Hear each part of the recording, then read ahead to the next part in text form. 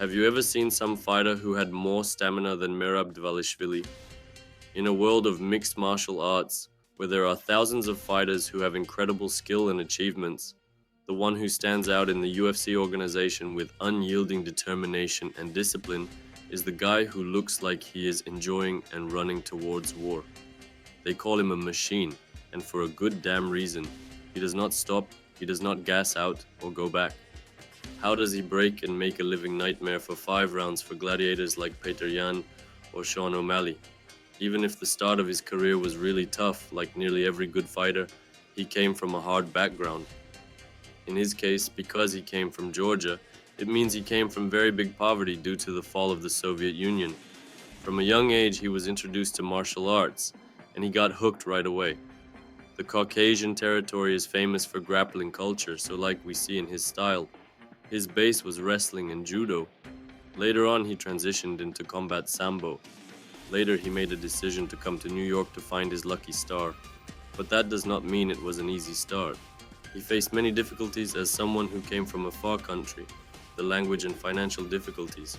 But that did not make him back down. But the straight opposite, it made him motivated to become a champion one day. From hard work, he started his career, showing his style that was at that time in the USA not very familiar. After a couple of fights stacked up, the UFC finally noticed him and gave him a chance to show why they after called him a machine. Even if he did not have a great start in the UFC, he later showed his relentlessness, discipline, and his insane fighting style by just going forward, striking, and shooting takedowns. Later on, he had many fights from 2017 until now, and he is one of the oldest fighters in the UFC right now. And he certainly proved himself to be a bantamweight champion by defeating legends and champions like Aldo, Cejudo, O'Malley, and now Umar. They all fell by his fighting style. But even if he is not the first one who has this type of fighting style, what separates him from the rest is his diabolical cardio. Also, if you want a free 7-day training and nutrition plan for fighters and bodybuilders with boxing basics, and a bonus quick testosterone tip, check the description. Don't forget to like and subscribe. How does he have such cardio? For someone who has this much muscle mass, it's really impressive to have just a good level of cardio, not talking about this level. While he is not built like a bodybuilder, he still has, I would say, a lot for a bantamweight fighter. For someone who now has the most takedowns landed in the UFC with 92 takedowns also, he set the record for the most takedowns in one fight against Peter Yan with 49 attempted. Some people talk about PDs, some say he is a mutant, but what definitely influences this type of cardio is genetics. It's not some secret formula or some magic, he's just genetically blessed. I am not saying that he does not do conditioning, straight opposite, like I said earlier, the guy has scary discipline. But even if every fighter did his training and conditioning, he would still have an advantage because of his genetics. But that does not mean you should not train like him and become a cardio machine yourself. And what can explain how he always outpaces his opponents is his mental game and fighting style. Even when you see he does not have some detailed plan, it's very clear that he is just going in to overwhelm people. While knowing his advantage very well, he uses it to make his opponents act like they are on needles, never knowing what will come next, a strike or a takedown. That does not just drain them physically but mentally too. Strength and conditioning. What quite separates Merab from other fighters is that he is not a fan of weightlifting. He focuses mostly on a sport-specific training style, indulging mostly in wrestling and judo. By training with other people's bodies, you take control through clinches, takedowns, and submissions. By constantly challenging your body with other bodies' force, you develop endurance and strength specific for grappling and fighting scenarios, a lot more useful than lifting weights alone. But that does not mean you should not use the gym. He also loves sparring sessions and does not make it a problem if it's hard sparring or not, especially if he is preparing for a fight. He is not like some fighters who claim that sparring is bad.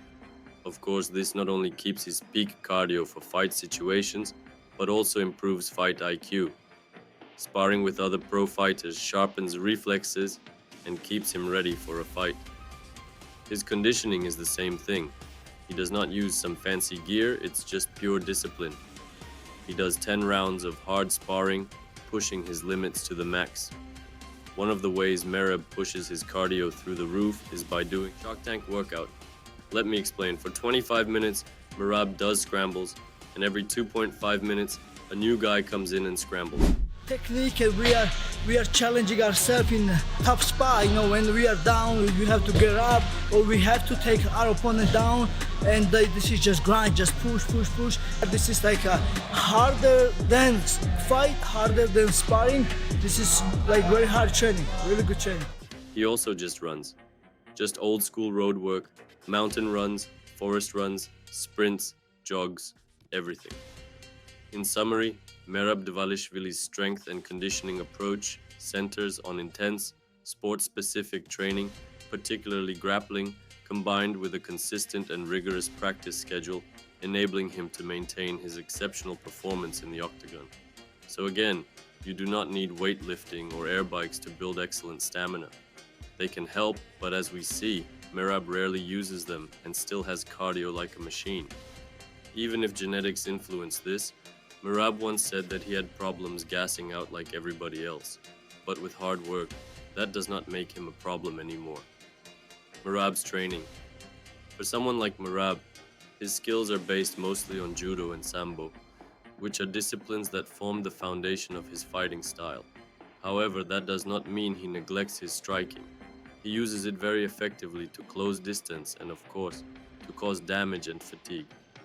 He also kicks a lot to set up his takedowns, and when you watch him, his strikes are quite unorthodox. He throws them from weird angles to break the rhythm, especially when he's fighting a taller opponent. If you are training MMA and have separate training for kickboxing, I highly recommend focusing on it and maybe asking a coach to focus on you more. But if you don't have or don't want to ask your coach, you can always go to a kickboxing gym for 1 month and focus on things that need to be fixed. But as we all know, Merab is not famous for his stand-up.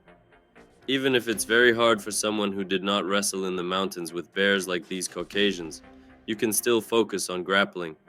Merab overwhelms his opponents by shooting for takedowns, whether they work or not. You need to master your single legs, double legs, and transitions from single to double. Focus on chaining takedowns. If the first takedown doesn't work, try another one. Always have a second move up your sleeve. Also, master staying attached to opponents and dragging them back down. Like I said, if you train MMA, most of your training is probably focused on grappling. But if you don't train, pay for 1 month at some BJJ dojo and focus on getting better. Now the fun part, even if Merab has some good skills, we all know that probably half of the fighters he fought did not lose by skill but by his cardio. To build this machine-like stamina, you need to prioritize high-volume conditioning. That means road work 5 to 6 days a week, mixed with steady-state running and sprints about 3 to 5 miles. That's how much Merab trains. But if you're not in the conditioning shape you want to be in right now, you must first build up to it, so adjust accordingly. What definitely builds his machine-like cardio is wrestling-specific conditioning, which explains his relentless forward style. To get there, you need to wrestle and push yourself hard until exhaustion. Of course, not every training session should be like that, but you need to build a gas tank.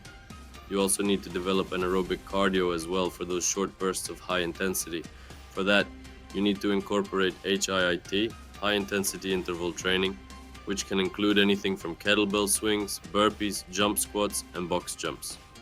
If you want to fight like Merab, you need to move like a machine. Build your grappling, build your cardio, and most importantly, outwork everyone. Thank you for watching. If you liked the video, make sure to like, share, and subscribe. See you next time. Have you ever thought about learning a martial art like boxing, but felt held back by a lack of time or nerves over starting with no skills, or even the fear of getting hurt? Or, if you already have some boxing experience, would you like to build a physique designed to make you faster, more explosive, and powerful with endurance that's tailored to striking? Imagine building a body that's not only visually impressive but also complements your boxing skills. With a focus on nutrition for recovery, boosting testosterone, maximizing energy, and overall health, backed by my extensive study of reaching the highest natural testosterone levels possible, This program gives you everything you need and more. Take control, train like a predator, and unleash your full potential.